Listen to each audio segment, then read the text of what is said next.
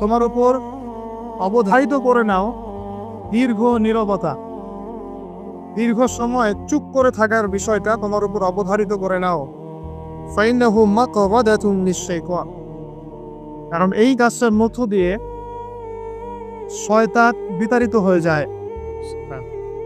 ওয়া আউনুন লাকা আলা আমরি দীনিক, দীর্ঘ সময় চুপ থাকলে তোমার দিনের প্রতিটা কাজ করার ব্যাপারে আল্লাহ তোমাকে সাহায্য করবেন, বা দীর্ঘ নীরবতার ব্যাপারটা দিনের প্রতিটা কাজ করার ক্ষেত্রে তোমাকে সহযোগিতা করবে। কুলতু, আমি বললাম, জিদনি ইয়া রাসূলুল্লাহ, হে আল্লাহর রাসূল সাল্লাল্লাহু আলাইহি ওয়াসাল্লাম, আমাকে আরো বাড়িয়ে দিন, আরো কিছু বলুন, আরো কিছু ওসিয়ত করুন। ক্বালা, তিনি বললেন, ইয়াকা ওয়া কাসরাতাদ দাহিক, সন্তান থাকবে, বেশি বেশি হাসবে না। ফাইন্নাহু ইউমিতুল কলব, কারণ যারা অধিক পরিমাণে হাসাহাসি করে তাদের কলব মরে যায়, তাদের কলবের মৃত্যু ঘটে। ওয়ায়াযহাবু বিনূরি ওয়াজহি, এবং চেহারার মধ্যে নূর চলে যায়, চেহারায় কোনো জ্যোতি বা নূর থাকে না। কুলতু জিদনি ইয়া রাসূলুল্লাহ, আল্লাহর রাসূল সাল্লাল্লাহু আলাইহি ওয়াসাল্লাম, আমাকে আরো বাড়িয়ে দিন, আরো কিছু ওসিয়ত করুন। ক্বালা, এবার তিনি বললেন সাল্লাল্লাহু আলাইহি ওয়াসাল্লাম, কুলিল হাক্কা ওয়া ইন কানা মুররান, সর্বদা সত্য কথা বলবে, সত্যের উপর থাকবে যদিও এটা অন্যের কাছে তিক্ত হয়। সত্য কথা বলবে যদিও এটা তিক্ত শোনায়। কুলতু জিদনি ইয়া রাসূলুল্লাহ, তিনি বলছেন, আমি বললাম, হে আল্লাহর রাসূল, আরো বাড়িয়ে দিন আমাকে। ক্বালা, এবার নবীজি বললেন সাল্লাল্লাহু আলাইহি ওয়াসাল্লাম, লা তাখাফ ফিল্লাহি লাতমাতা লাইব, আল্লাহর পথে কাজ করার ব্যাপারে বা আল্লাহর পথে চলার ক্ষেত্রে, আল্লাহর দ্বীন পালনের ক্ষেত্রে নিন্দুকের নিন্দার পরোয়া করবে না। আল্লাহর ব্যাপারে নিন্দুকের নিন্দার সমালোচনা পরোয়া করবে না। কুলতু জিদনি ইয়া রাসূলুল্লাহ, তিনি বললেন, আমি বললাম যে আরো বাড়িয়ে দিন হে আল্লাহর রাসূল আমার জন্য। নবী করিম সাল্লাল্লাহু আলাইহি ওয়াসাল্লাম বললেন, ক্বাল লিয়াহজুসকা আনিন নাস মা তা'লামু মিন নাফসিকি, যখন মানুষের ব্যাপারে তোমার নেগেটিভ কোনো মন্তব্য করতে হয় বা কারো ব্যাপারে যদি নিন্দা করতে চাও, এরকম ইচ্ছা জাগে মনের মধ্যে, তাহলে আগে চিন্তা করবে যে এই দোষটা তোমার মধ্যে আছে কিনা। অর্থাৎ নিজের নফসের খেয়ালটা তুমি আগে বেশি নিবে অন্যের নিন্দা করার আগে। রাওয়াহুল বাইহাকি, হাদিসটা এসেছে বাইহাকি শরীফের মধ্যে ফি শুআবিল ঈমান, এবং মিশকাতুল মাসাবিহের মধ্যে এসেছে হাদিসটা 414 এবং 415 পৃষ্ঠায়। অত্যন্ত চমৎকার একটা হাদিস। আজকে আমি ইনশাআল্লাহ আযজা ওয়া জাল এই হাদিসটার উপরে সামান্য কিছু কথা বলে আমাদের আলোচনা শেষ করব ইনশাআল্লাহ তাআলা। আবু যর রাদিয়াল্লাহু আনহু একজন বিশিষ্ট সাহাবী, আপনারা জানেন, যার ব্যাপারে নবী করিম সাল্লাল্লাহু আলাইহি ওয়াসাল্লাম বলেছিলেন, আবু যর, তুমি খুব নরম মানুষ, তাই কখনো দায়িত্ব চেয়ে নিও না, কারণ তোমার উপরে যদি 2 জন মানুষের দায়িত্ব দেয়া হয়, তোমাকে যেন ছুরিবিহীন জবাই করে দেয়া হবে। আবু যর রাদিয়াল্লাহু আনহু খুব আধ্যাত্মিক নরম মনের মানুষ ছিলেন। তিনি নবী সাল্লাল্লাহু আলাইহি ওয়াসাল্লামকে খাস করে বলছেন, এটা আমভাবে নয়, আমি যেমন আমভাবে সবার উদ্দেশ্যে কথাগুলো বলছি, এভাবে আমভাবে নবীজি এই কথাটা তাকে বলেন, বরং খাসভাবে বলেছেন, পার্সোনাল নসিহত, ইন্ডিভিজুয়ালি বলেছেন। তিনি বলছেন, হে আল্লাহর রাসূল, আমাকে কিছু নসিহত করো, কিছু ওসিয়ত করো। ওসিয়ত কি জিনিস? যেমন কেউ চলে যাওয়ার আগে ওসিয়ত করে, বাবা ইন্তেকাল করছে তার আগে ওসিয়ত করেন, মাকে দেখিস, হ্যাঁ, বোনদেরকে খোঁজ খবর রাখিস, সন্তানদের ব্যাপারে খোঁজ খবর রাখি, ইত্যাদি ওসিয়ত করা। মানে যে কথাগুলো আমরা অক্ষরে অক্ষরে পালন করতে চাই, প্রতিশ্রুতি ব্যক্ত করি, এরকম কথা কনভারসেশন। কিন্তু চিন্তা করেন, নবী করিম সাল্লাল্লাহু আলাইহি ওয়াসাল্লাম যদি আপনাকে আমাকে খাস করে কোনো জায়গায় ডেকে নিয়ে কথাটা বলতেন, কেমন হতো? মনে করেন নবী সাল্লাল্লাহু আলাইহি ওয়াসাল্লাম জীবিত আছেন বা আমরা তো সাক্ষাৎ পেয়েছি, আর আমরা কেউ একজন আমাদের মধ্যে গিয়ে থেকে বললেন, ইয়া রাসূলুল্লাহ, আমাকে কিছু নসিহত করেন, আমাকে খাস করে কিছু ওসিয়ত করেন, তখন এই ওসিয়তগুলো স্পেশাল হবে। এবং আপনি আমি কখনোই চাইবো না জীবন চলে গেলাম এগুলোর মনে একটা আমরা ছেড়ে দিই, তাই না? আবু যর রাদিয়াল্লাহু আনহু এই সুযোগটা নিয়েছেন। নবী সাল্লাল্লাহু আলাইহি ওয়াসাল্লাম বলছেন প্রথম যে উসিকা বিতাকওয়াল্লাহ, আমি তোমাকে সর্বপ্রথম ওসিয়ত করছি তুমি আল্লাহকে ভয় করো। তাকওয়া কি জিনিস?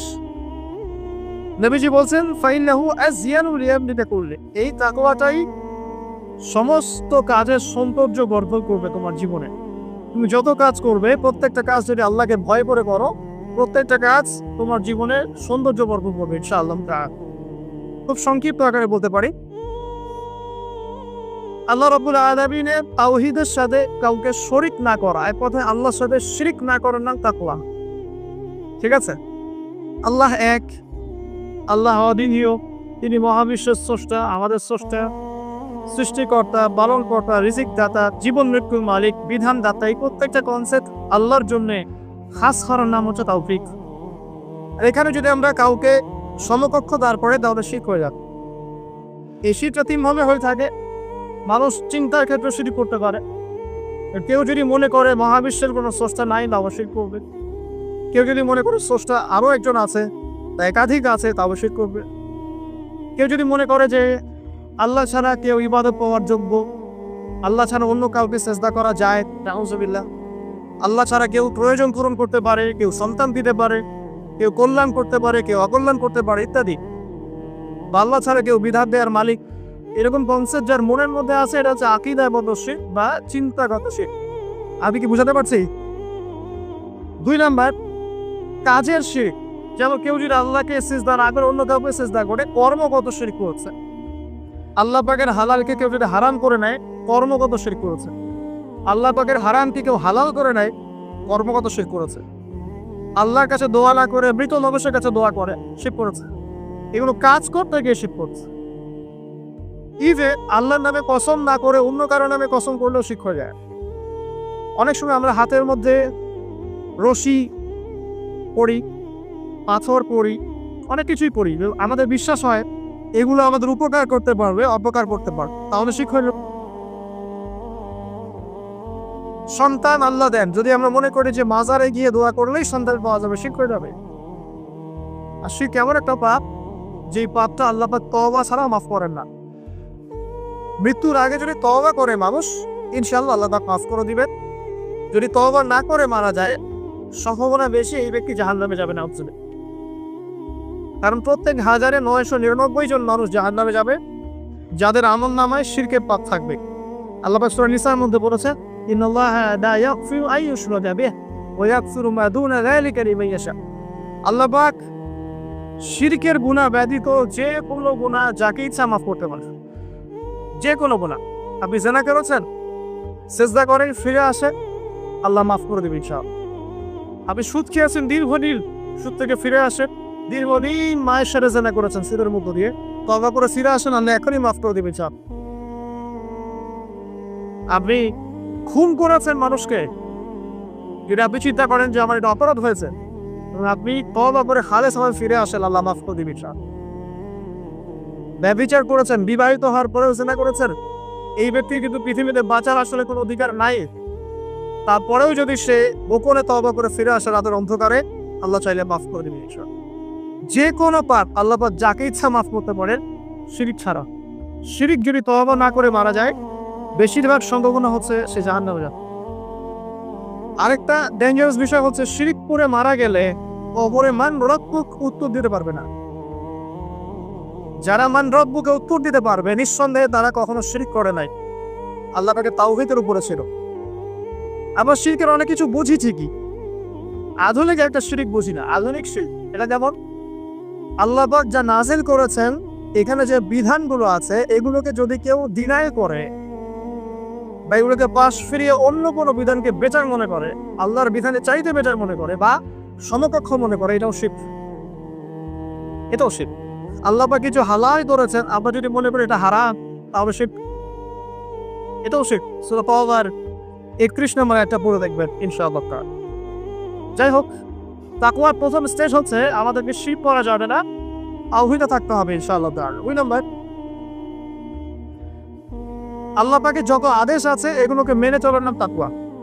ফর এক্সাম্পল সালাত, সওম, সাদাকা, হজ, উমরা, যাকাত, সত্য কথা বলা, পিতামাতার খেদমত ইত্যাদি যতগুলো আদেশ কোরআন এবং সুন্নাহর মধ্যে আছে এগুলোকে মেনে চলা তাকওয়ার পরিচয়। 3 নাম্বার, আল্লাহ পাকের যত নিষেধ আছে এই সমস্ত নিষেধগুলোকে বর্জন করার নামও তাকওয়া। শুধু আদেশ মানলাম, নিষেধ বর্জন করলাম, এটা আসলে প্রকৃত তাকওয়ার পরিচয় নয়।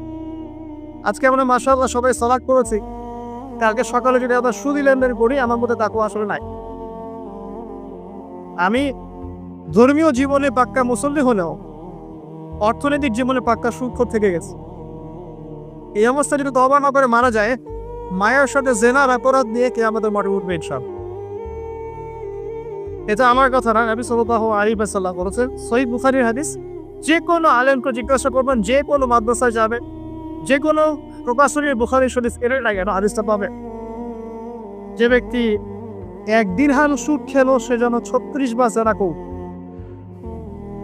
আপনি যদি জানেন যে আপনার ক্লোজ কোনো ফ্রেন্ড বা আত্মীয় বা whoever is সে জেনা করে বেড়ায় বা মেয়েদের সাথে একাধিক মেয়ের সাথে তার সম্পর্ক আছে, ইনলিগাল রিলেশনশিপ, আপনি নিশ্চয়ই তার দিকে সম্মানের দৃষ্টিতে তাকাবেন।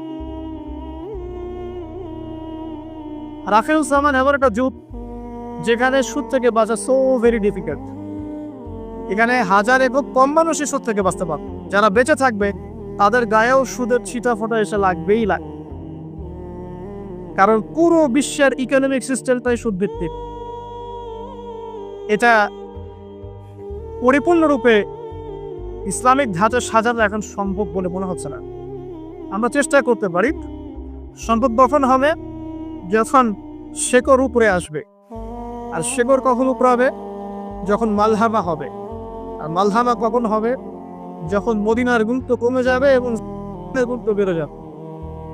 আর যখন আসবেন, ঈসা ইবনে মারইয়াম আসবেন, তখন পৃথিবীতে ইনশাআল্লাহ আযজা ওয়া জাল ইসলাম ব্যতীত কিছুই বাকি থাকবে না। তখন ইনশাআল্লাহ তাআলা উপরের লেভেল থেকে সুদ বলতে কিছু থাকবে না ইনশাআল্লাহ। তবে এখন কি করবে? ফাত্তাকুল্লাহা মাসতাতাতুম, এখন এতটুকু করবেন, ফাত্তাকুল্লাহা মাসতাতাতুম, তোমরা সাধ্যমতো আল্লাহকে ভয় করো। আপনার সাথে যতটুকু কুলায় এতটুকু আপনি দূরে থাকবেন। পারতে পক্ষে চেষ্টা করবেন সুদ যেন আপনার গায়ে না লাগে। আল্লাহ পাক বোঝার তৌফিক দান করুক, আমিন। বলছিলাম আল্লাহ পাকের নিষেধগুলোকে বর্জন করার নাম তাকওয়া। নামাজ পড়ছি, রোজা রাখছি, যাকাত দিচ্ছি না, এদিকে সুদ খাচ্ছি, হারাম রিলেশনশিপে আছি, বা পরকীয়ায় লিপ্ত আছি, বা মানুষের সম্পদের অধিকার দিচ্ছি না, ব্যবসা করছি। আর ব্যবসা যারা করি আমরা বেশিরভাগই মিথ্যা কথা বলি। আমরা ব্যবসা যারা করি ম্যাক্সিমাম মিথ্যা কথা বলি, মিথ্যা কসম করি। এবং আমাদের এই মিথ্যা কসম ও প্রতারণার কারণে জালেম শাসকের শাসন চাপিয়ে দেওয়া হয় আল্লাহর পক্ষ থেকে। এটা হাদিস এসেছে, যখন ব্যবসায়ীরা প্রতারণা করবে, মিথ্যা কসম করে পণ্য বিক্রি করবে এবং মাপে কম দিবে, সিন্ডিকেট করবে, তখন আল্লাহর পক্ষ থেকে 2টা আযাব আসে। এক, জালেম বড়শক্তিকে চাপিয়ে দেওয়া হয় যারা এদের উপর জুলুম করবে। 2, সমাজের মধ্যে দুর্ভিক্ষ নেমে আসে। এগুলো নবী সাল্লাল্লাহু আলাইহি ওয়াসাল্লামের কথা, বদলানোর কোনো সুযোগই নাই। আজও তার কাল হবে, এগুলো ফলে যাবে ইনশাআল্লাহ, কারণ যদি না আমরা আমাদের জায়গা থেকে সরে আসি। তো যারা ব্যবসা করছি অনেকেই মিথ্যা কথা বলেন ম্যাক্সিমাম, এবং মনে করি যে ব্যবসা এগুলো মিথ্যা বলা জায়েজ, এটা ব্যবসার অংশ মনে করি। সৎ ব্যবসায়ী কিয়ামতের দিন নবীগণের সাথে থাকবেন। যারা সৎ ব্যবসায়ী তারা কিয়ামতের মাঠে নবীগণের সাথে হাসর করবেন। ছাঁচে খুঁজে পাবেন না, এখন খুব কম সৎ ব্যবসায়ী পাবেন। যাই হোক, যেটা বলছিলাম ভাই, প্রিয় ভাইয়েরা, যে শুধু আদেশ মানার নাম তাকওয়া হয়, নিষেধটা বর্জন করতে হয়। আমরা নামাজ, রোজা, হজ, যাকাত সবই করছি মাশাআল্লাহ, ব্যবসায়িক জীবনে মাপে কম দিচ্ছি, ইকোনমিক লাইফে সুদ খাচ্ছি, আর পলিটিক্যাল লাইফ নিয়ে আমি কোনো কথা বলতে চাচ্ছি না। সেখানে কতটুকু আল্লাহ আর কতটুকু রাসূল আছেন আল্লাহ ভালো জানেন, আল্লাহ বিচার করবেন। আমি মৌলিক কথাগুলো বলছি। দেখেন, ফ্যামিলিগত ব্যাপারে আমরা দেখবেন বাহ্যিকভাবে ইসলামের লেবাস পোশাক আছে যে কি, আর ভিতরে অরিজিনাল ইসলাম নাই। দেখবেন পরিবারে ম্যাক্সিমাম পরিবারে তো পর্দা লাই, নামাজি ব্যক্তিরা খুব অভাব। আর নামাজি চিন্তা ভাবনা আপনাকে ফজরের জামাতে আসতে হবে। নামাজি চিন্তা ভাবনা আপনাকে ফজরের জামাতে আসতে হবে এই মসজিদেই। আজকে ফজরে আসবেন, দেখবেন এই যে মুসল্লি যারা বসে আছেন তাদের 50%ই নাই ইল্লা বাসাও। তো আমরা পার্সিয়ান ইসলাম ফলো করছি, কিছু মানছি কিছু মানছি না। আল্লাহ বলছেন এটা না, পরিপূর্ণরূপে ইসলামে প্রবেশ করো এবং এটার নাম তাকওয়া। উসিকুম বিতাকওয়াল্লাহ, আমি তোমাকে আল্লাহর তাকওয়া, আল্লাহকে ভয় করার ওসিয়ত করছি, খাস করে অনুরোধ করছি, ওসিয়ত করছি। আদেশ মানার নাম যেমন তাকওয়া, নিষেধ বর্জনের নাম তাকওয়া। শুধু আদেশ মানলেই হবে না, নিষেধগুলো বর্জন করার চেষ্টা করতে হবে। আমরা এই জায়গাটাতেই সমস্যায় হচ্ছি। আদেশ আমরা অনেকেই পালন করতে পারি, আলহামদুলিল্লাহ, নামাজ পড়তে পারি, রোজা রাখতে পারি, অনেকে যাকাত দেই, মাশাআল্লাহ, সাদাকা করি, দান সাদাকা করি, ইসলামের প্রতি ভালোবাসা আছে, আল্লাহ এবং তার রাসূলকে মহব্বত করি, কিন্তু হারাম রিলেশনশিপ ছাড়তে পারছেন না। দেখবেন অ্যাফেয়ার ছাড়তে পারছেন না, ফ্রি মিক্সিং ছাড়তে পারছেন না, রিবা ছাড়তে পারছেন না, আপনার পরকীয়া ছাড়তে পারছেন না, অহেতুক এই যে নোংরা অপসংস্কৃতি ছাড়তে পারছেন না। খেয়াল করে দেখেন, স্মোকিং ছাড়তে পারছেন না, মাদক দ্রব্য সেবন ছাড়তে পারছেন না, বাট আপনি ইসলামকে ভালোবাসেন, আল্লাহকে ভালোবাসেন, রাসূলকে ভালোবাসেন। এইটাই মূল সমস্যা আমাদের এখানে। আমি ফিল করি আল্লাহ পাক আমাদের সবাইকে আদেশ মানার সাথে সাথে নিষেধ বর্জন করার তৌফিক দান করুন। 4, আল্লাহ রাব্বুল আলামিনকে হাজির এবং নাজির যার নাম তাকওয়া। হাজির নাজির কেমন? যে আমার জীবনের প্রতিটা স্টেপ আল্লাহ পাক দেখছেন এবং শুনছেন। আল্লাহ পাক আরশে আজিম থেকেই আমাকে দেখছেন, আমাকে শুনছেন প্রতিটা মুহূর্তে, এখন, আজ, কাল, আগামী, অতীত, বর্তমান, ভবিষ্যৎ, সব সময় আল্লাহ আমাকে দেখছেন, শুনছেন। প্রত্যেকটা মুহূর্তে এই কথা যার মাথায় থাকবে তার পাপ করার প্রবণতা কম হবে। পাপ করলেও সে তওবা করে আল্লাহর কাছে ফিরে আসবে। এইসব যদি তার দ্বারা কোনো পাপ হয়েও যায়, আপনি দেখবেন তাকওয়াই তাকে আবার ফিরিয়ে নিয়ে আসবে, সে আল্লাহর কাছে ফিরে আসবে। আল্লাহ পাকে হাজির এবং নাজির যা, এর আরেকটা নাম আছে, সেটা হলো যে ইহসান। এরা হাদিসে জিবরিল নামে একটা হাদিস আছে, সহিহ বুখারী, সহিহ মুসলিমের 9 নম্বর হাদিস, আর মিশকাতুল মাসাবি 2 নম্বর হাদিস। ইহসান কি? জিবরাইল আলাইহিস সালাম নবী সাল্লাল্লাহু আলাইহি ওয়াসাল্লাম জিজ্ঞাসা করেছিলেন, তিনি বলছেন, আনতা আবুদুল্লাহ কাআন্নাকা তারাহু ফাইন লাম তাকুন তারাহু ফাইন্নাহু ইয়ারাক। তুমি এমন ভাবে আল্লাহর ইবাদত করবে যেন তুমি আল্লাহকে দেখছো। ওয়াইন লাম তাকুন তারাহু ফাইন্নাহু ইয়ারাক, এবং তুমি যদি আল্লাহকে দেখতে না পাও, তুমি সবসময় মনে রাখবে আল্লাহ পাক তোমাকে দেখছেন। এই কনসেপ্টটার নাম হচ্ছে ইহসান, যেটা আমাকে তাকওয়া দিবে। ইচ্ছা ইহসান থাকে আমলের মধ্যে। নামাজ পড়ছি, দেখবেন আমাদের মনোযোগ বেশিরভাগই দিকে থাকে না। আল্লাহ ভালো জানে, আমি আপনাদের পার্সোনাল ব্যাপারে ইন্টারফেয়ার করতে চাচ্ছি না, বাট আমার মনে হয় বেশিরভাগ মানুষই থাকে, কারণ বেশিরভাগ মানুষই তো নামাজে যা পড়ছি তার অর্থ জানি না। যখন আপনার সন্তান অসুস্থ হয়েছিল, আপনি হাত উঁচু করে আল্লাহর কাছে কান্নাকাটি করেছেন, তখন আপনার চোখ দিয়ে পানি পড়েছে, কারণ আপনি যা চেয়েছে ফিল করে বলেছেন আল্লাহর কাছে, আপনার চোখ দিয়ে পানি পড়েছে। কতদিন আপনি নামাজ সেজদায় কাঁদতে পেরেছেন? আমি কাঁদতে পেরেছি, ভাবতে হবে। কাঁদতে না পারার কারণ কি? কারণ হচ্ছে আমি নামাজে যা বই তার কিছুই বুঝি না। আমার কাছে নামাজ একটা ফিজিক্যাল এক্সারসাইজের মতো হয়ে গেছে। সরি ফর মাই ল্যাঙ্গুয়েজ, আমি কোনো কিছুকে অবমাননা করতে যাচ্ছি না, অনেক ব্যাপারটা এরকমই হয়ে গেছে। আর আবার বাহ্যিকতা নিয়ে আমরা বেশি ব্যস্ত। হাত কোথায় বাঁধতে হবে? নাভির নিচে না বুকে? তারপরে রফুল এদের পড়তে হবে কি না, পাইব লাগাবো কি লাগাবো না, আমি জোরে না আসছে, বাহ্যিক বিষয় নিয়ে বেশি গেছে। রুহানিয়াত, যেটা নামাজের ভিতরে রুহ বা আত্মা, ইহসান, মনোযোগ, আল্লাহর সাথে কতটুকু আমি কমিউনিকেট করতে পারলাম, মনের কথা কতটুকু আল্লাহর কাছে ব্যক্ত করতে পারলাম, নামাজে আমি কতটুকু আল্লাহকে ফিল করতে পারলাম, এটা একটু বেশি আলোচনা হয়। অথচ কোনটা মৌলিক বিষয় বলে দেখি? নামাজের এই মারেফতটা কি মূল না? আধ্যাত্মিকতাটাই মূল। আর বাহ্যিক বিষয়গুলো তো আল্লাহ পাক দেখছেন, নেগিয়ে দিবেন ইনশাআল্লাহ। তো এই যে প্রাণহীন ইবাদত হচ্ছে, রোজা রাখছি, রোজার মর্ম বুঝতে পারছি না। হজ করে আসলো, হাজি সাহেব টাইটেল হলো ঠিকই, হজের মূল মর্ম ইব্রাহিমের চেতনা সে শিখে আসতে পাবো। সাই করছে সাফা মারওয়া, সে ফিল করতে পারলো না এটা হাজরা আলাইহিস সালামের সুন্নাহ। এই যে আমরা কুরবানি করলাম, ম্যাক্সিমাম আমাদের মধ্যে ফিল করতে পারি নাই এটা হচ্ছে ইব্রাহিম আলাইহিস সালামের সেই কুরবানি যেটা তিনি ছেলেকে করতে চেয়েছিলেন। এই চেতনাটা আসলো না।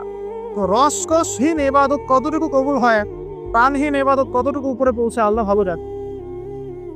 তো যে বিষয়টা নিয়ে এই কথাটা বললাম, ইহসান হচ্ছে সেই জিনিস যেটা আমাকে মনে করাবে আমি আল্লাহকে দেখছি, শুনছি, বা আল্লাহ আমাকে দেখছেন এবং শুনছেন। এর জন্য প্রয়োজন আপনি ইবাদতে যা যা করছেন, যা যা বলছেন, এর অন্তত অর্থটুকু বোঝা।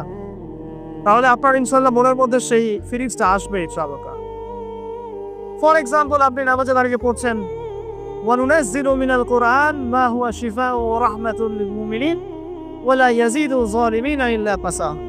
এই আয়াতের অর্থ কতজন জানেন? একটু হাত উঁচু করে দেন।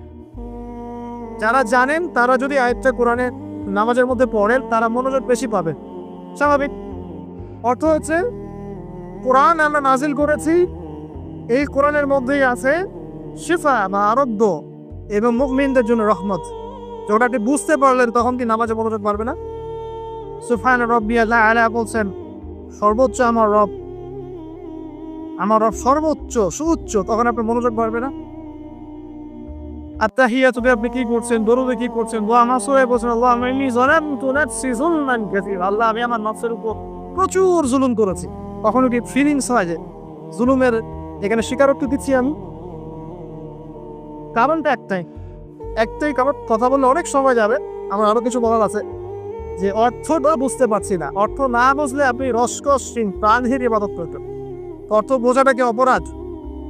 অর্থ বুঝলে কি আপনি আলেম ওলামা থেকে সরে যাবেন, দূরে সরে যাবেন? আর সবকিছুর অর্থ তো আপনি ব্যাখ্যাটা বুঝতে পারবেন না, তখন আপনি আলেম ওলামার কাছে আসবেন, এসে জিজ্ঞাসা করবেন, ব্যাখ্যা জেনে নিন। তো অর্থ অনুধাবন করলে ইনশাআল্লাহ তাআলা আপনার ইহসান বাড়বে, যেটা আমাকে তাকওয়ার দিকে নিয়ে আসবে। ইহসান মানে আল্লাহকে হাজির নাজির যে ইবাদত করা। একটা বিষয়, ইবাদতের মধ্যে ধীর স্থিরতা আনতে হবে, তাড়াহুড়া বন্ধ করতে হবে। তাড়াহুড়া বন্ধ করলে পরে দেখবেন ইবাদতের মধ্যে স্বাদ পাচ্ছে ইনশাআল্লাহ। দুনিয়াবি হ্যাসেল, দুনিয়াবি যে ব্যস্ততা একটু কমিয়ে আনতে হবে, তাহলে দেখবেন ইবাদতের স্বাদ পাচ্ছেন ইনশাআল্লাহ। প্রত্যেকটা ইবাদতের পটভূমি জানতে হবে, যে নামাজ আমি কি জন্য পড়ি, কোথায় গিয়ে ফরজ হয়েছিল, কুরবানি কেন দিব, কুরবানির ইতিহাসটা কি, হজ জার্নি করবে ঘটনাগুলোর পিছনের গল্পগুলো কি, এগুলো না জানলে আপনি ইবাদতে স্বাদ পাবেন না। এই জিনিসগুলো একটু টাচ দিলাম। আল্লাহ পাক আপনার সবাইকে ইহসানের সাথে ইবাদত করার তৌফিক দান করুন, আমিন। তো প্রথম ওসিয়ত করছেন নবী সাল্লাল্লাহু আলাইহি ওয়াসাল্লাম আবু যর রাদিয়াল্লাহু আনহুকে, তুমি আল্লাহকে ভয় করবে, এটা তোমাকে সমস্ত আমল সুন্দর করে দিবে, সৌন্দর্যমণ্ডিত করে দিবে। তাকওয়া মানে আমরা জানলাম আল্লাহর সাথে শিরক না করা, তাওহীদের উপর থাকা। 2, আল্লাহ পাকের আদেশগুলোকে মেনে চলার চেষ্টা করা। 3 নাম্বার, একই সাথে এট দ্য সেম টাইম আল্লাহ পাকের নিষেধগুলোকে বর্জন করা। 4, আল্লাহ পাকে হাজির এবং নাজির যা, আল্লাহ পাক আমার প্রতিটা কাজ দেখছেন, শুনছেন, এবং এগুলোর জন্য আল্লাহ পাক আমাকে জবাবদিহি করাবেন, কোনো সন্দেহ নাই, জবাবদিহি করাবেন। তো বিদায় হজের ভাষণে নবী সাল্লাল্লাহু আলাইহি ওয়াসাল্লাম বলেছিলেন, এই তাকওয়ার কথাই বলেছিলেন। তিনি বলেছিলেন সাল্লাল্লাহু আলাইহি ওয়াসাল্লাম যে আজকে থেকে আরবের উপর অনরবের কোনো ভেদাভেদ নাই, সাদার উপর কালো, কালোর উপর লালের কোনো ভেদাভেদ নাই।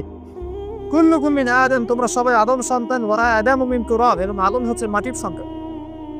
ইল্লা তাকওয়া, শুধু তাকওয়া ব্যতীত, যার মধ্যে আল্লাহ ভীতি যত বেশি, সে আল্লাহর কাছে তত বেশি মর্যাদা সম্পন্ন।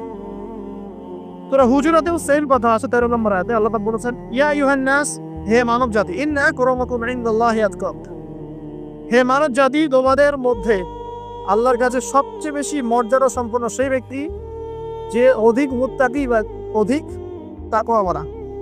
এবং এই তাকওয়ার পজিশনটা কোথায় সেটাও নবী সাল্লাল্লাহু আলাইহি ওয়াসাল্লাম বলেছেন। এটা আমার টুপিতে নাই, আমার দাড়ি, আমার লেবাস, আমার পোশাক, আমার চলাফেরা, এসবের মধ্যে তাকওয়ার প্রকৃত পরিচয় নাই। নবী করিম সাল্লাল্লাহু আলাইহি ওয়াসাল্লাম বলেছেন, তাকওয়া হা হুনা, তাকওয়া হচ্ছে এখানে। এই বলে তিনি কলিজার দিকে 3 বার ইশারা করেছেন। অর্থাৎ তাকওয়ার মূল কেন্দ্র কোথায়? আপনার কলবে। আর কলব সংক্রান্ত একটা কথা কিন্তু হাদিসের মধ্যে আসবে একটু আগে। কিছু একটা কাজ করলে কলবটা মরে যাবে, সে কাজটা কি? আমরা হাদিসে ধরতে পারছেন, সামনে আছে চলো। তো কলবের ব্যাপার তাকওয়া, তাহলে কলবের যত্ন নেওয়া লাগবে। আমরা দেহের যেমন যত্ন নেই, পোশাকের যত্ন নেই, পরিপাটি থাকতে পছন্দ করি, বাড়ি ভান চকচকে রাখতে পছন্দ করি, তাই না? তো তাহলে কলবটাই পরিষ্কার করার চেষ্টা করতে হবে। কি করলে কলবের যত্ন হবে তার কথা এই হাদিসে আছে, একটু সামনে যাচ্ছি।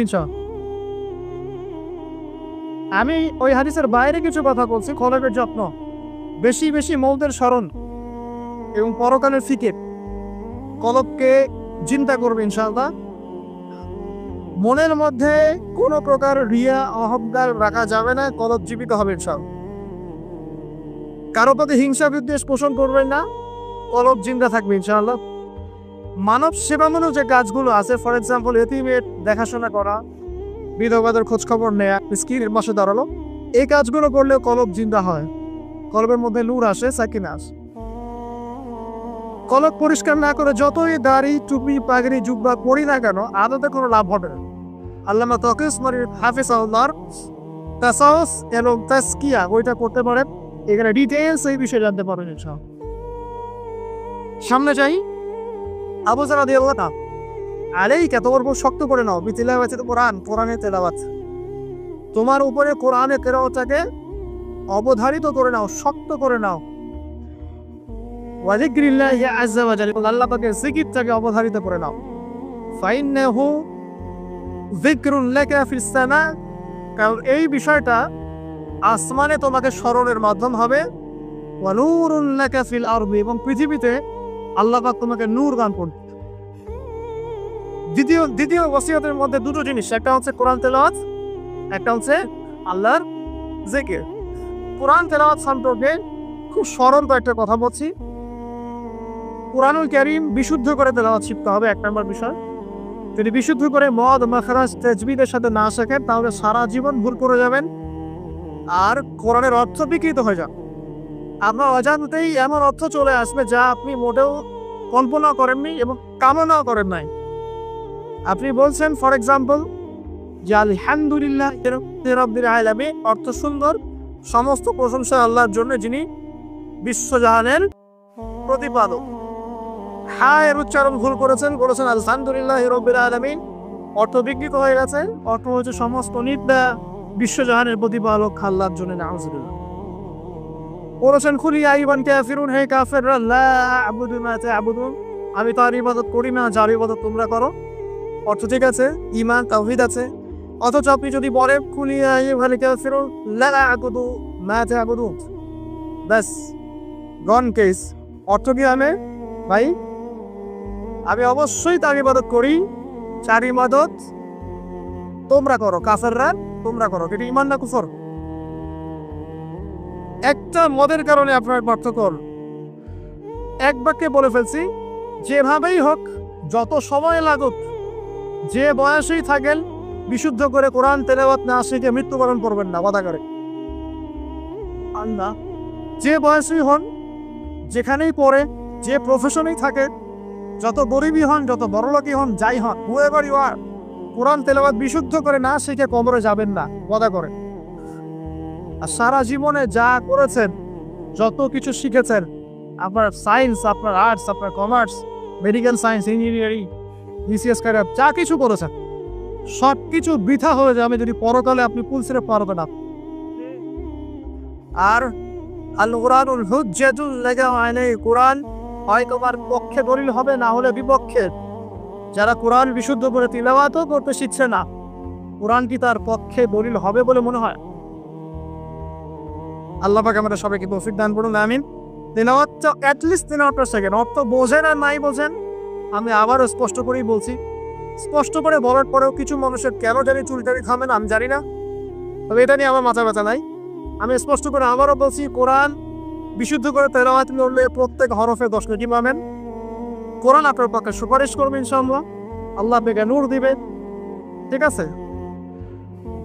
এবং কোরআনের সুপারিশ কবুল করা হবে, আল্লাহ পাক আপনাকে জান্নাত দিবেন ইনশাআল্লাহ।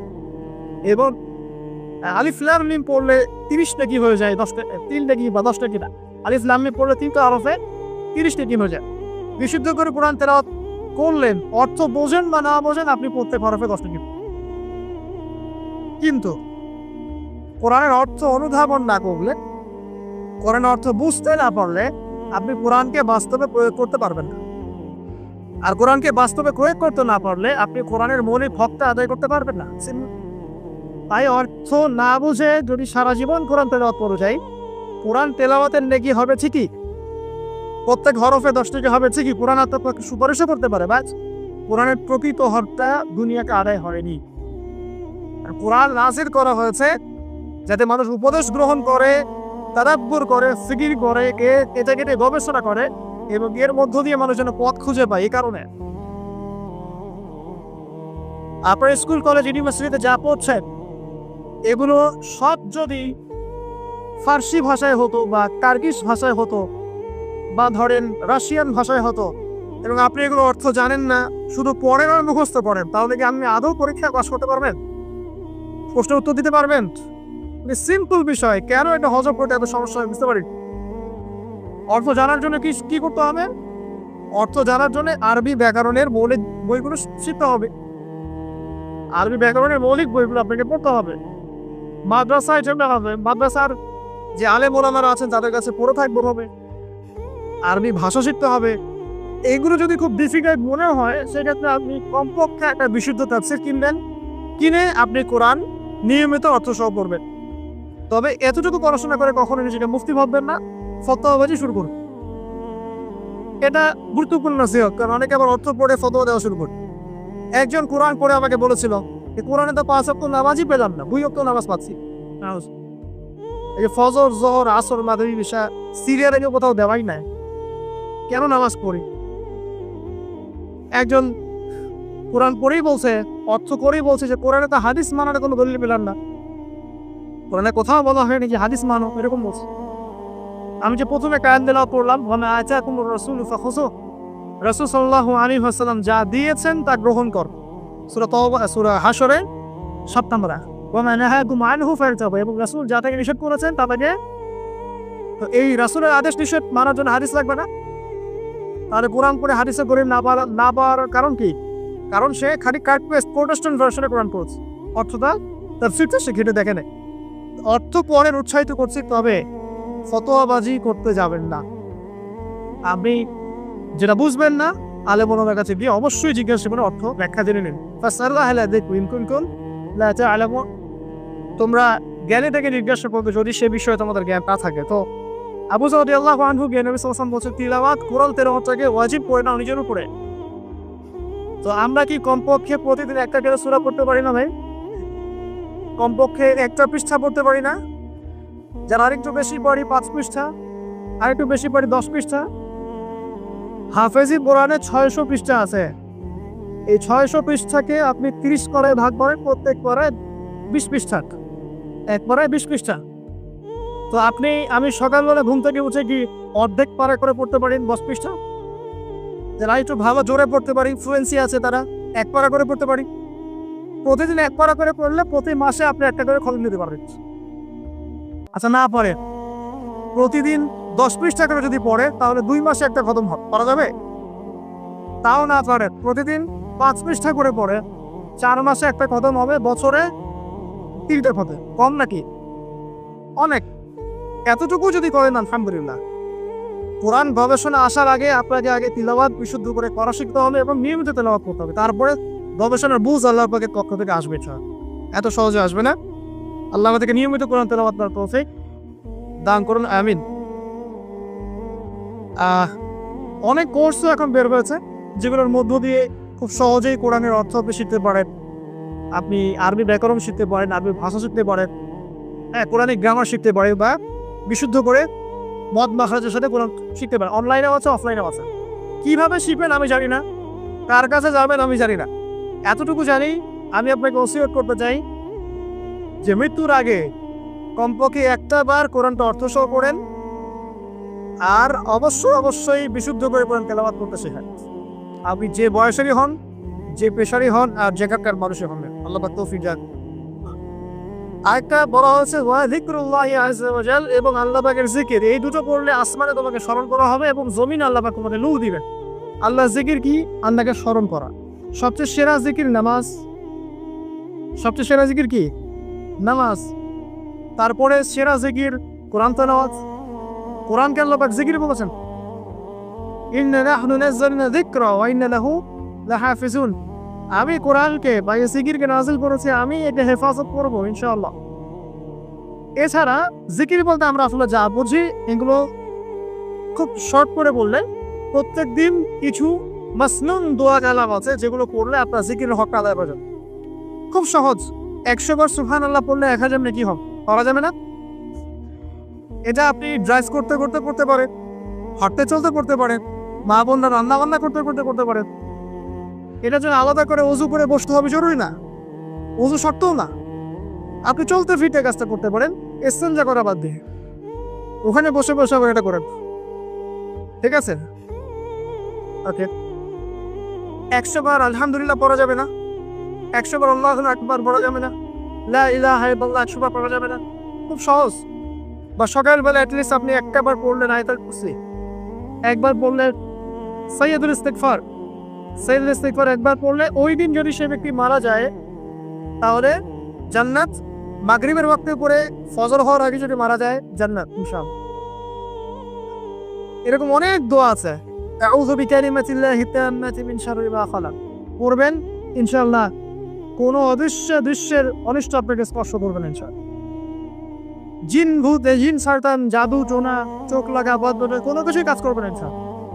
এগুলো নিয়ে এখন অনেক রোগী দেখেন না, জিনগ্রস্ত রোগী, সেহের রোগী, মাজনুন হয়ে যাচ্ছে, পাগল, মেন্টালি ডিপ্রেসড, মানসিক। এখন তো বেশিরভাগ মানুষ মানসিক রোগী, ফিজিক্যাল রোগী কম, মানসিক রোগী বেশি। এমন এমন এমন জেনারেশন তৈরি হচ্ছে, এরা ক্রেজি, এরা হচ্ছে মানসিকভাবে বিকলাঙ্গ। পরীক্ষা করতে চান, সবার হাত থেকে স্মার্টফোন কেড়ে নেন, ইন্টারনেট কানেকশন বন্ধ করে গ্রামে পাঠিয়ে দেয়, 1 মাসের মধ্যে সব পাগল হয়ে গেছে, ফিরে আসো পাগল হয়ে যাবে। ইন্টারনেট কানেকশন নাই, স্মার্টফোন নাই, দেখবেন পাগল ক্রেজি হয়ে যান। যাই হোক, আল্লাহ পাক আমাদের কি হেফাজত করুন। জিকির বাড়িয়ে দেন। একটা জিকির আছে, সুবহানাল্লাহি ওয়া বিহামদিহি আদাদা খালকিহি ওয়া রিদা নাফসিহি ওয়া জিনাতা আরশিহি ওয়া মিদাদা কালিমাতিহি। যে ব্যক্তি এটা 3 বার পড়বে, ফজরের পর থেকে নিয়ে সূর্য ওঠা পর্যন্ত বসে বসে যদি আল্লাহ জিকির করতেন, যে নাকি হতো এতটুকু পড়লে সে নাকি হয়ে যেত। আপনি যদি প্রতিদিন হজ করতে চান, উমরা করতে চান, ইশরাকের নামাজ পড়বেন জামাতে ফজর পড়ার পর, একটা হজ একটা উমরা নাকি পাবেন। আর অনেক জিকির আছে, আমি শর্ট করে বলে দিই। হিসনুল মুসলিম একটা বই আছে, কি নাম? হিসনুল মুসলিম। এই বইয়ের মধ্যে সব জিকির দেয়া আছে, বিশুদ্ধ সনদে আছে, কোনো সমস্যা নেই। এই জিকির আজকারগুলো বাড়িয়ে রাখ। আল্লাহ পাক পরিষ্কারটাই পরকালের অস্তিত্ব আপনাকে বোঝাচ্ছে, এবং আল্লাহ পাক যে টাইম ফ্রেমের ঊর্ধ্বে অবস্থান করছেন এটা আমাদেরকে বোঝাচ্ছে। এটার হাদিসও আছে, যা আবিষ্কার করা হয়েছে প্রথম আসমানের বিষয়, এরকম আরো 2, 3, 4, 5, 7টা আসমান আছে। এবং সপ্তম আসমানের উপরে আছে মহাসাগর, তার উপর আছে কুরসি, তার উপর আরশে আজিম, তার উপরে আল্লাহ রাব্বুল আলামিন। আল্লাহ পাক এই টাইম ফ্রেমের ঊর্ধ্বে, আল্লাহ পাকের কাছে সবই অতীত, সবই বর্তমান, সবই ভবিষ্যৎ, এগুলো ঊর্ধ্বে আল্লাহ পাক। অতীত, বর্তমান, ভবিষ্যৎ আল্লাহ পাককে গ্রাস করতে পারে না। আল্লাহ পাক এগুলো ঊর্ধ্বে আছে। অনেক ব্যাপার আছে, ইনশাআল্লাহ এটা নিয়ে আমি পরে কথা বলবো আজকে। তো যাই হোক, আসমানে আপনাকে স্মরণ করা হবে, তার মানে আসমানেও আল্লাহ পাকের সৃষ্টি আছে যারা আপনাকে স্মরণ করবে। আল্লাহ পাক আপনি স্মরণ করবেন ইনশাআল্লাহ। এবং পৃথিবীতে আপনাকে নূর দেওয়া হবে। নূর মানে কি? আলো। আলো তখন লাগে যখন অন্ধকার দূর করতে হয়, এই তো অন্ধকার দূর করতে আলো লাগে। পৃথিবীতে অন্ধকার আছে, এখানে অন্ধকার বলতে কি বোঝানো হয়েছে? রাতের অন্ধকার, জাহেলিয়াতের অন্ধকার। কিসের অন্ধকার? চারিদিকে জাহেলিয়াত নাই, সুদ ঘুষ জেনা ব্যভিচার জাহেলিয়াত দিয়ে ভর্তি না? এই জাহেলিয়াত দূর করতে হলে আপনার টর্চ লাইট লাগবে, নূর লাগবে। সেই নূর আল্লাহ পাক আপনাকে দিবেন যদি আমি কোরআন তেলাওয়াত করি এবং আল্লাহর জিকির বাড়িয়ে দিই। আল্লাহ পাক আমাদেরকে সবাইকে নূর দান করো, আমিন। এরপরে ওসিয়ত ছিল, শর্ট করে নিচ্ছি। তিনি বলেন, খুলতু ইয়া রাসূলুল্লাহ জিদনি, আমাকে আরো বাড়িয়ে দিন হে আল্লাহর নবী। তিনি বলছেন খুব ইম্পর্টেন্ট কথা, আলাইকা বিতুরিস সামতি, দীর্ঘ সময় নীরবতা অবলম্বন করার ব্যাপারে আমি তোমাকে ওসিয়ত করছি, এটা তোমার উপরে ওয়াজিব করে। দীর্ঘ সময় চুপ করে থাকাটা মারেফাতের পরিচয়। যখন আপনি চুপচাপ থাকবেন, খুব বেশি কথা বলবেন না, বেশি অপ্রয়োজনীয় কথা বলবেন না, প্রয়োজনীয় কথা বলবেন, আল্লাহর পক্ষ থেকে আপনার কলবের উপরে ইলম আসবে, ইলমে লাদুন্নি আল্লাহর পক্ষ থেকে আসবে ইনশাআল্লাহ। দেখবেন ঠান্ডা মাথায় চিন্তা করলে সুন্দর গোছানো চিন্তা করা যায় না, এলোমেলো হবে না চিন্তাগুলো তো। এবং যদি আমরা বেশি ব্যস্ত থাকি, বেশি কথা বলি, তখন কিন্তু চিন্তাগুলো এলোমেলো হয়ে যায়। এটা বলা হচ্ছে প্রয়োজনীয় বিষয়গুলোর ক্ষেত্রেও কথার ক্ষেত্রে সতর্কতা অবলম্বন। তাহলে অপ্রয়োজনীয় যে কথাগুলো আছে, যে গীবত, পরনিন্দা, পরচর্চা, অহেতুক মিউজিক শোনা বা অহেতুক কাব্য চর্চা, অহেতুক উপন্যাস, এগুলোর কি মূল কথা দাও? যখন প্রয়োজনীয় ক্ষেত্রে আল্লাহ পাক বলছেন আলাইকা বিতুল ইসলামতি, তোমার উপরে দীর্ঘ নিরবতাকে ওয়াজিব করে নাও, তাহলে অপ্রয়োজনীয় গান গল্প আড্ডাবাজি, যে আমরা চায়ের দোকানে করছি, ক্যারাম খেলতে খেলতে করছি, লুডো খেলতে খেলতে করছি, অহেতুক আড্ডাবাজি করছি, ফ্রেন্ড সার্কেল একত্রিত হলে অনেক অহেতুক গল্প হয়ে যায়। এবং বেশিরভাগ গল্পের ক্ষেত্রে হয় গীবত বা রিয়া বা আত্মপ্রদর্শন, তাই না, বা সমালোচনা। আর বাই দ্য ওয়ে, জাতি হিসেবে আমরা খুব বাচাল জাতি। আর আমরা কাজের চেয়ে কথা বলতে বেশি পছন্দ করি, আমরা কাজের চাইতে কথা বলতে বেশি পছন্দ করি, কিন্তু যার উন্নত সভ্যতা তারা কথা কম বলে, কাজ বেশি করে। আমরা কাজের চেয়ে কথা বেশি বলতে পছন্দ করি, এবং কাজ যদি কোনো একটা করে ফেলি, যদি কাজ হয় 5 ডিগ্রির, আমরা কথা বলতে শুরু করি 100 ডিগ্রি। ভাবখানা আমাদের এরকম। তো আমাদের এই জাতিগত পরিবর্তন আনতে হবে। কথা কম বলি আমরা, আল্লাহ পাক কাজ বেশি করা তৌফিক দান করুক। এবং কথা যখন বলবো সেটা যেন প্রয়োজনীয় কথা হয়। আর যদি কোনো অপ্রয়োজনীয় কথা হয়েও যায় কোনো জায়গায়, একটা দোয়া পরে উঠবেন, ইনশাল্লাহ কাজ সারা হয়ে যাবে। এটা বেশি জরুরি না? এটা বেশি জরুরি। তো যখন কোনো জায়গায় বসলেন, অপ্রয়োজনীয় অনেক কথা হয়ে গেছে, ওঠার আগে বলবেন সুবহানাকা আল্লাহুম্মা ওয়া বিহামদিক আশহাদু আল্লা ইলাহা ইল্লা আনতা আস্তাগফিরুকা ওয়া আতুবু ইলাইক। বাস। আপনার এই বৈঠকে যদি কোনো অপ্রয়োজনীয় কথা হয়ে যায়, আল্লাহ পাক সেটা মাফ করে দেবেন ইনশাআল্লাহ। এটা মা বোনদেরকে শেখাবেন, কারণ তাদের এটা বেশি প্রয়োজন। যাই হোক, এরপরে আসেন, তারপরে তিনি বলছেন জিদনি ইয়া রাসূলুল্লাহ, আমাকে আরো কিছু ওসিয়ত করুন। তিনি বলছেন ওয়া ইয়াকা কাহরাতিদ দাহিক, খুব ইম্পর্টেন্ট, তোমার উপরে এটা অবধারিত করো যে তুমি বেশি হাসবে না, বেশি বেশি হাসবে না। সূরা তাওবার মধ্যে একটা আয়াত আছে, তারা বেশি বেশি হেসে নিক, অচিরিতারে এমন অনেক বেশি কান্নাকাটি শুরু করবে। তারা হেসে নিক, অচিরেই তারা অনেক বেশি কান্নাকাটি শুরু করবে। নবী সাল্লাল্লাহু আলাইহি ওয়াসাল্লাম হাদিসে বলেছিলেন, তোমরা যদি জানতে আমি যা জানি, আল্লাহর পক্ষ থেকে আমি যা জানি, তোমরা যদি তা জানতে, তাহলে তোমরা একটা মাঠে একত্রিত হয়ে যেতে, স্ত্রী সহবাসও ছেড়ে দিতে, স্ত্রীকে ছেড়ে দিয়ে একটা মাঠে একত্রিত হয়ে যেতে এবং সেজদায় পড়ে কান্নাকাটি শুরু করতে। তোমরা যদি জানতে আমি যা যা, তোমরা সেটা জানো না।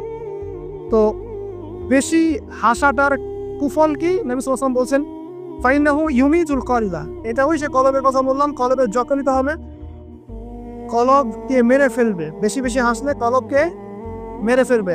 আবার এখন থেকে কিছু ব্যায়ামের অ্যাসোসিয়েশন বের হয়েছে, এরা সবাইকে হাসায়, হো হো করে, এরা সবাইকে হো হো করে হাসায়, বলে জোরে জোরে হাসলে হার্টের অসুখ নাকি কম হয়। আর আল্লাহ রাসূল বলছেন যারা বেশি বেশি হাসে এদের কলব মরে যায়।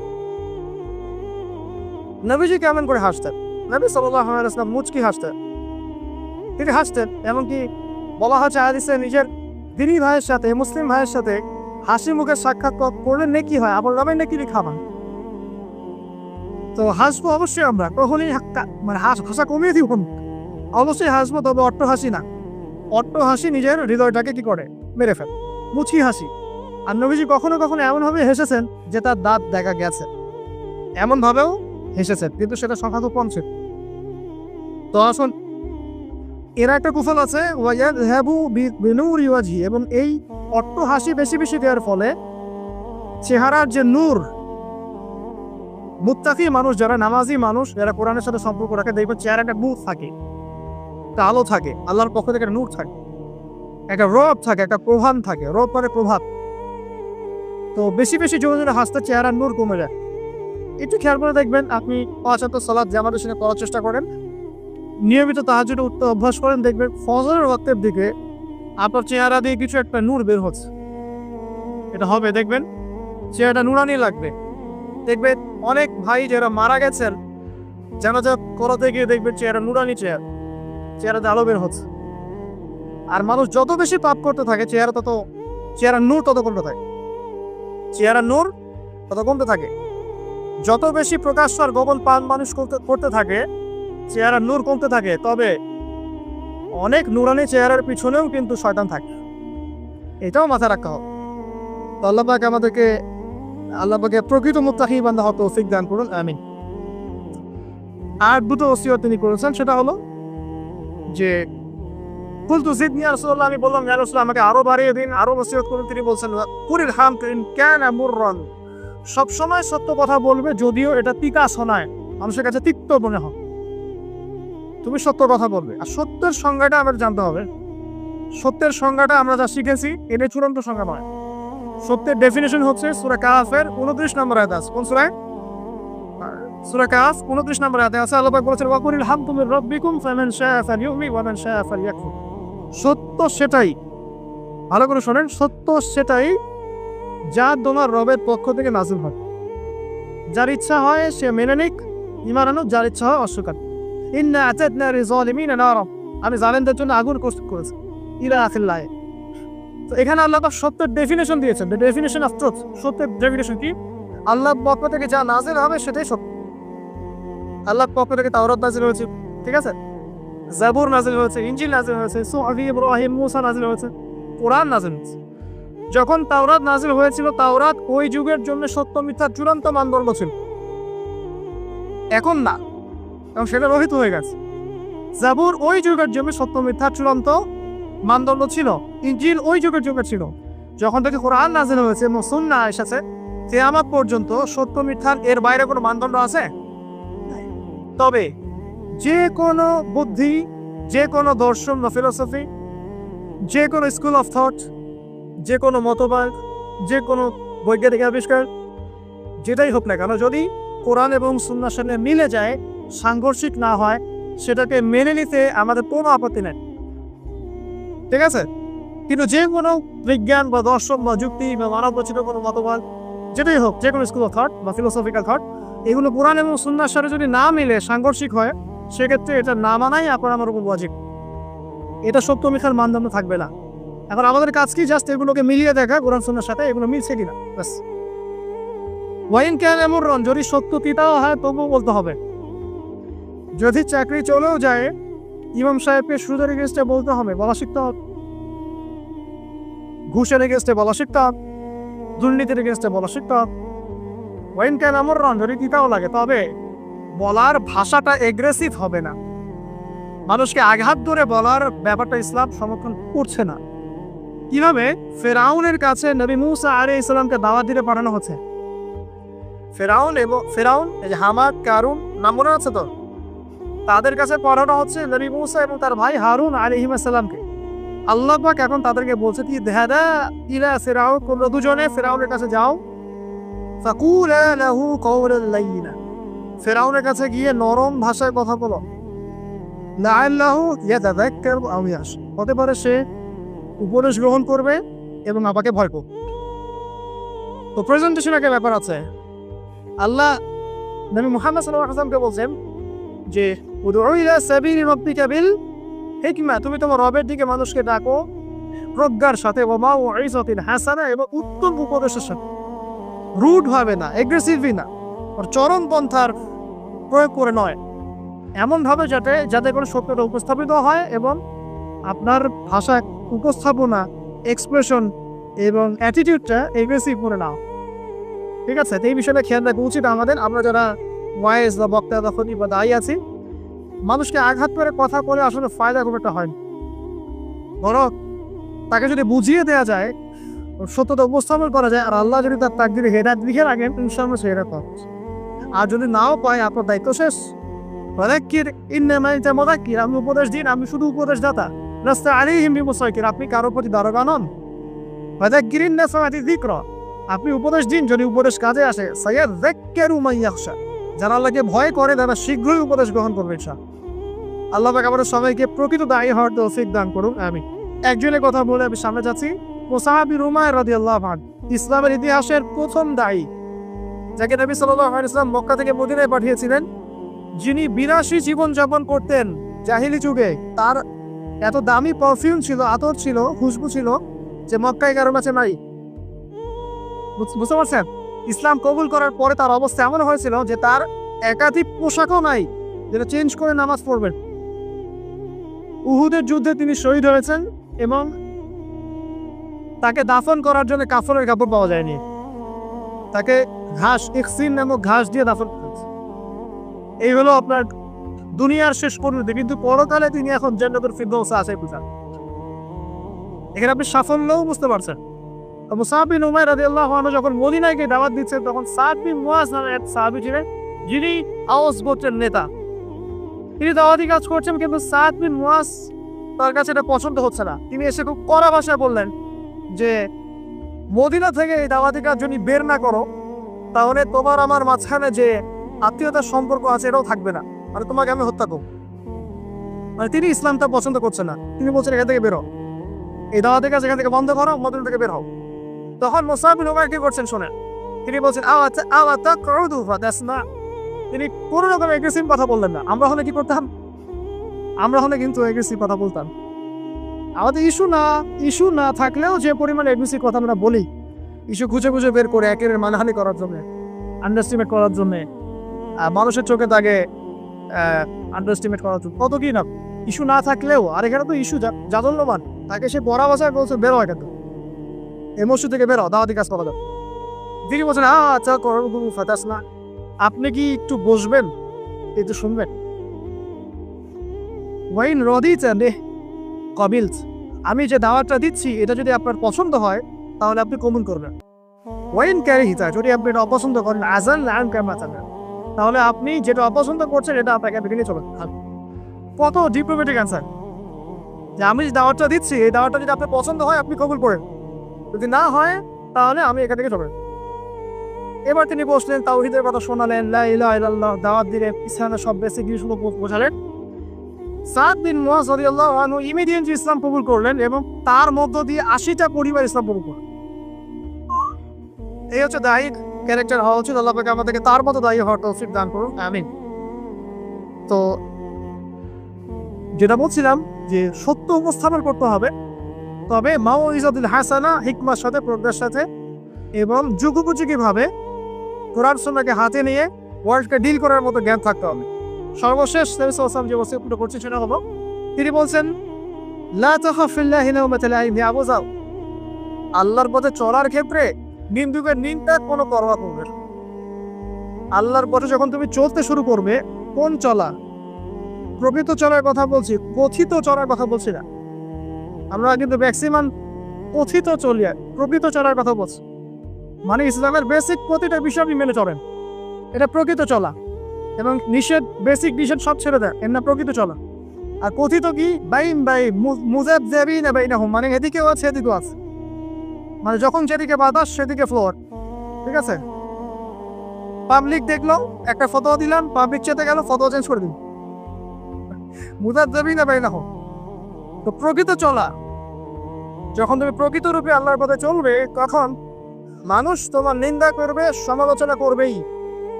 মানুষ নিন্দা করবেই, সমালোচনা করবেই। এটা নবীগণের সুন্নাত। নূহ আলাইহিস সালাম থেকে শুরু করে মুহাম্মদ সাল্লাল্লাহু আলাইহি ওয়াসাল্লাম পর্যন্ত এমন কোনো নবী নাই যাকে তার কওম তিরস্কার করে নাই, বের করে দেয় নাই, অত্যাচার করে নাই। কোনো কোনো ক্ষেত্রে নবীদেরকে হত্যা পর্যন্ত করা হয়েছে। তো নবীগণের যে নিষ্পাপ কোনো মানুষ আছে, তাহলে তাদেরকে এই ভোগান্তি কেন পোহাতে হলো? তারা কি আমার হচ্ছে অন্য কোনো ইসলাম ফলো করতেন? তাহলে আমরা এমন কোনো ইসলাম ফলো করছি যেটা করে আমাদের সব ঠিক থাকে, চাকরিও যায় না, পরিবারে সব ঠিক থাকে, এদিকে আমি ব্যবসাও লাভ উন্নতি করছি, ঠকাচ্ছি, আবার আমার হজমরাও ঠিক আছে, মাশাআল্লাহ। সো এমন ইসলামের কথা বলা হচ্ছে এখানে, যে ইসলাম পালন করলে, পরিপূর্ণ ইসলাম যারা পালন করছে না, এরা তখন আপনাকে নিন্দা করবে, সমালোচনা করবে, আপনাকে তিরস্কার। এটা শুরু হবে আপনার পরিবার থেকে। আপনি টোটাল ইসলাম ফলো করার চেষ্টা করেন, আপনার পরিবার থেকে বাধা শুরু হবে ফার্স্ট অফ অল, এখান থেকে। তারপরে সমাজ মেনে নিবে না, তারপরে দেখা যাবে ধর্ম নেতারা মেনে নিবে না। প্রচলিত একটা সিস্টেম চলছে, আপনি এসে একটা নতুন কিছু বলছেন, তখন এরা মেনে নিবে না, যে নতুন বিষয়টা অবশ্যই কোরআন সুন্নাহর সাথে মিল আছে। তারপরে সর্বোচ্চ লেভেল ফেরাউন, নমরুদ, এটা পরে, ওটা সবার আগে আসবে। তবে নবী তো বলছেন সাল্লাল্লাহু আলাইহি ওয়াসাল্লাম, লা তাখাফা ফিল্লাহি লাওমাতা লাইম, কোন নিন্দুকের নিন্দা বা সমালোচনার পরোয়া করবে না।